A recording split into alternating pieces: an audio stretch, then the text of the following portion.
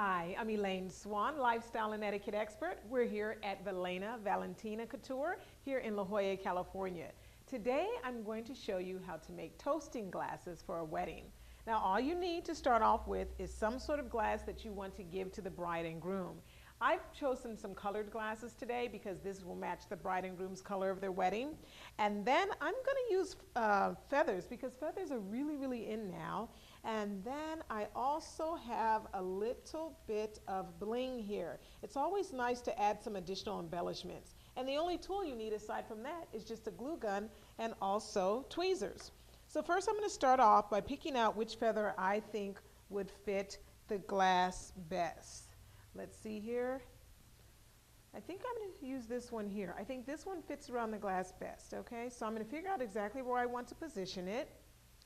And then I'm going to take my glue gun and I'm going to add just a little dollop of glue right at the base of the feather near the stem. That's the strongest part, and that's where you want to be able to make sure that it sticks to the glass. So I've got that there. And I'm going to hold it down for just a few seconds until I know it's absolutely on. So there it is. And then the final thing I'm going to do is add my embellishment.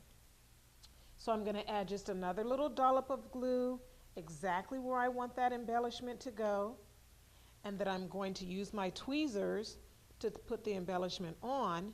And it's really important to use tweezers or something because I tell you that glue gets really hot and you just want to be careful.